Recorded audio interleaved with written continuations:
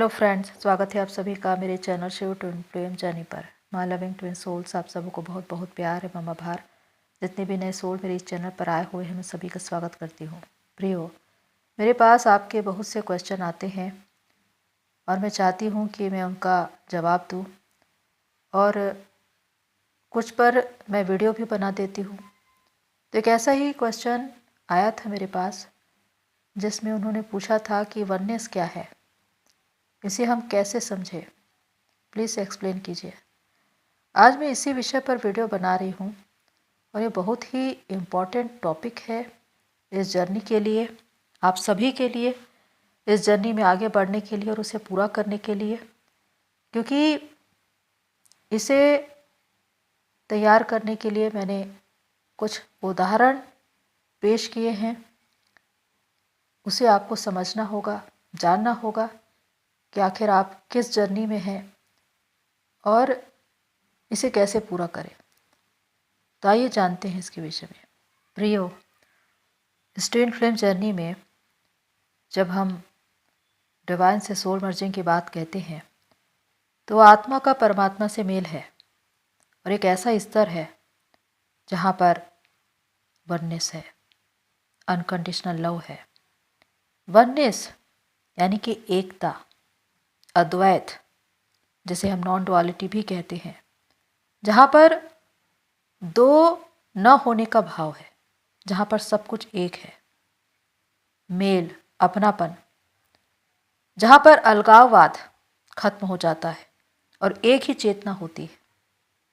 इसे हम एक ऐसा स्टेट ऑफ माइंड कहते हैं जहाँ पर सब कुछ एक है।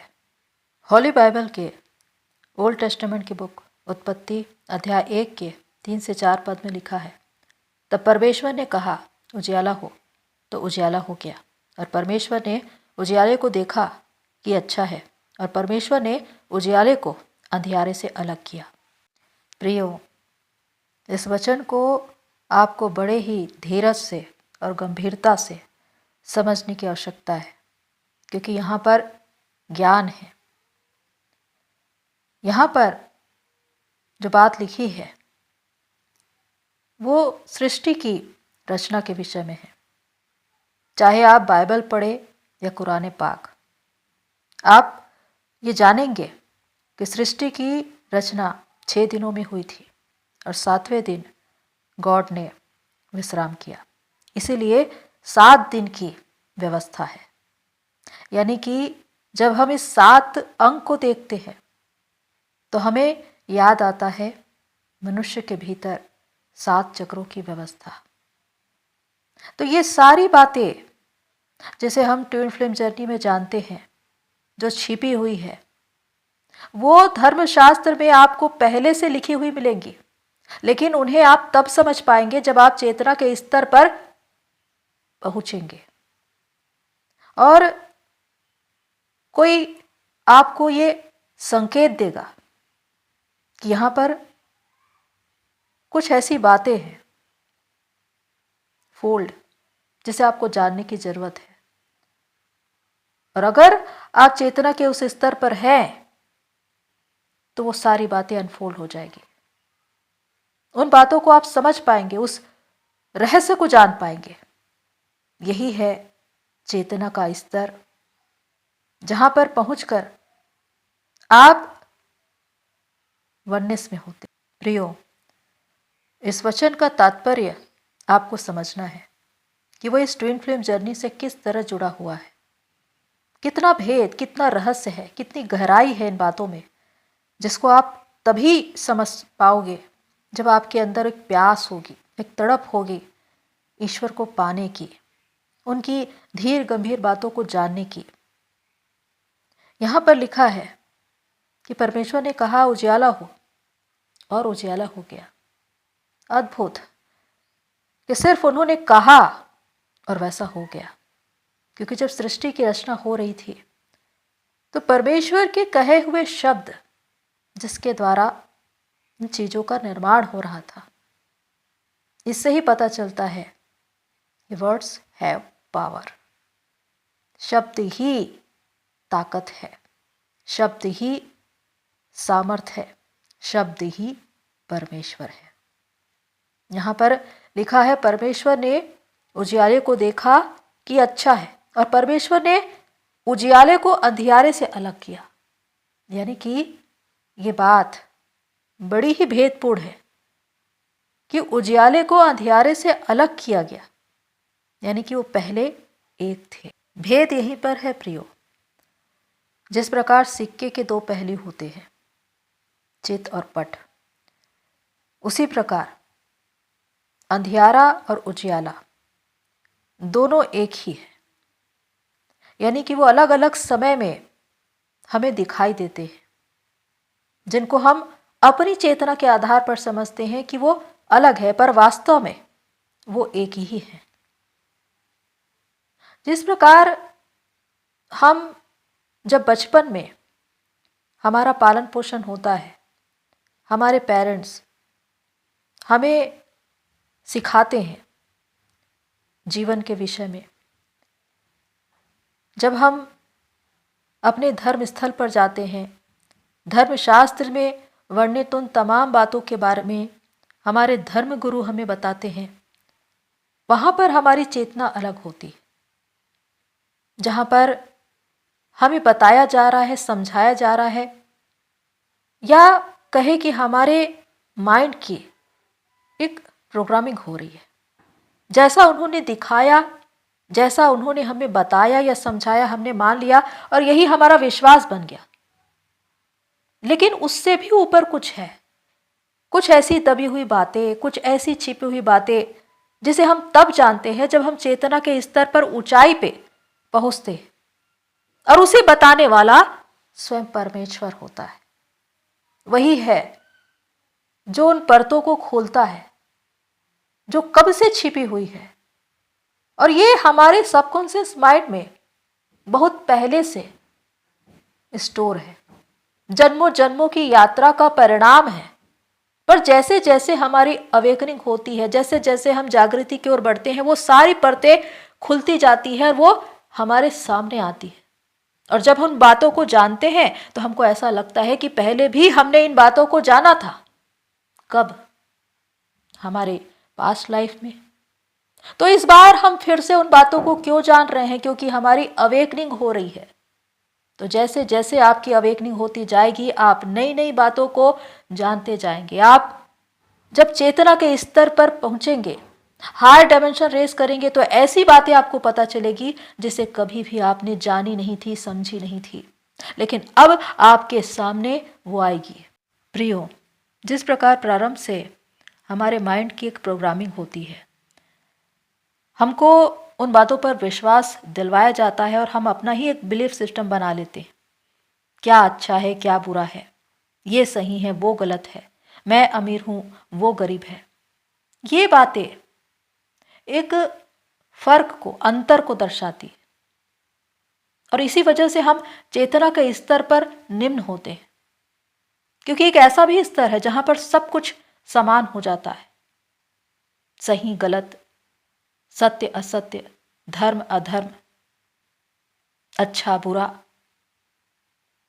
यानी कि जब उजियाले और अंधियारे को एक ही माना गया है, तो उसमें फर्क क्या है? बस फर्क इसलिए है क्योंकि उजियाले से अंधियारे को अलग किया गया है, लेकिन वो है एक ही। जब हम इस ट्विन फ्लेम जर्नी में यीन एंग का संकेत देखते हैं, जिसमें आधा काला है और आधा सफेद, तो यह भी उसी बात को दर्शाता है।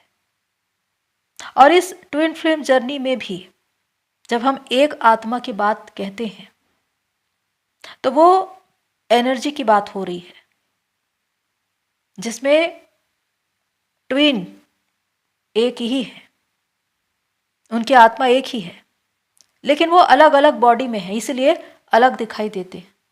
वास्तव में प्रेम एक ही है, चाहे ये डिवाइन का हो या डीएम का, क्योंकि डीएम ही डिवाइन के प्रेम को लेकर आपके पास आते हैं, उसी अनकंडीशनल लव को।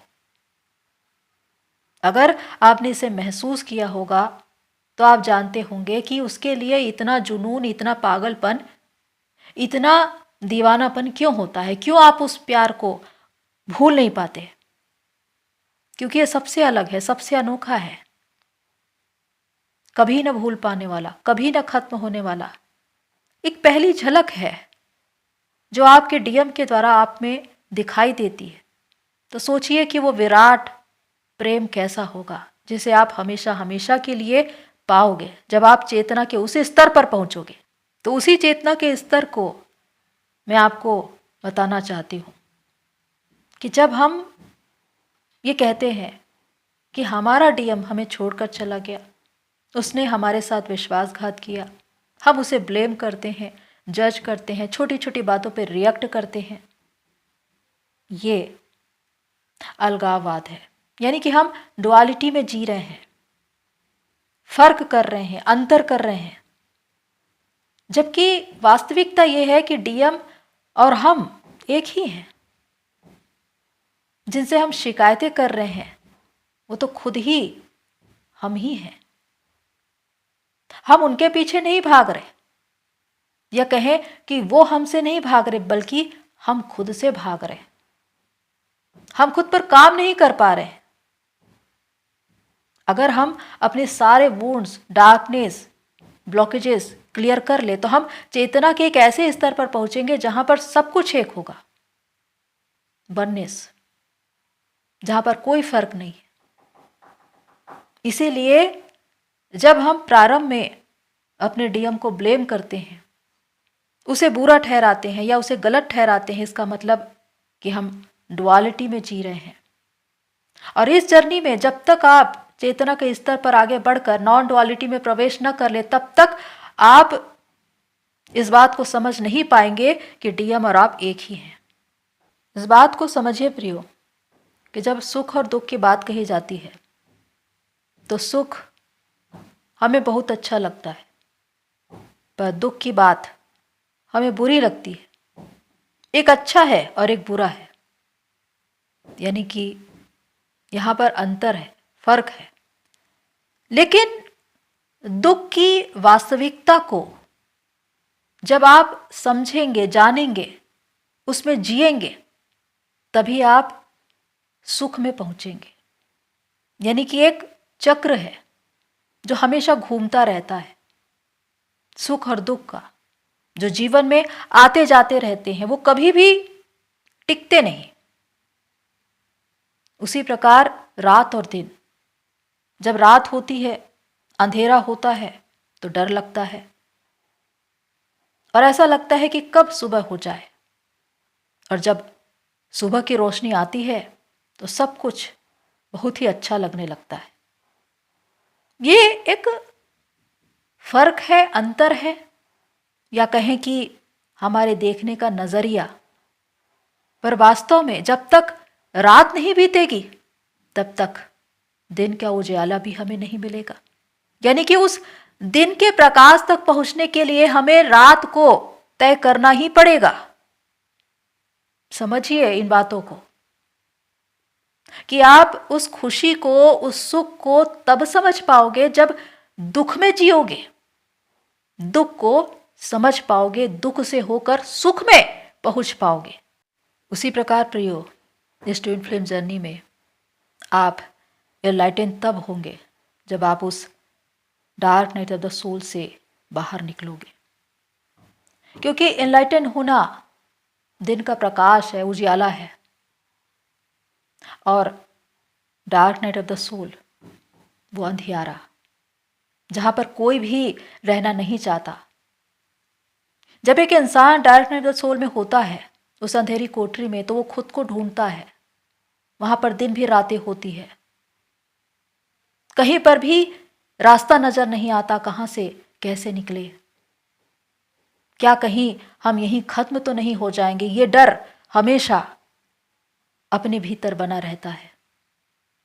लेकिन निकलता वही है जो खुद पर काम करता है, जो खुद को ढूंढता है, अपनी आत्मा के भीतर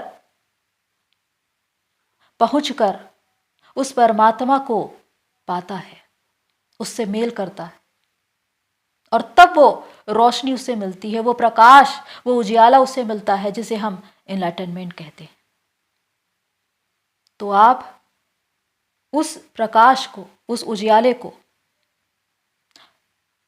जिसे हम रीबर्थ कहते हैं, एक नए सिरे से जन्म लेना, उसे आप तभी पाओगे जब आप उस अंधियारे से होकर गुजरोगे। जब तक आप उस अंधकार का सामना न कर लो, उन चुनौतियों का सामना न कर लो, तब तक आप प्रकाश को देख नहीं सकते।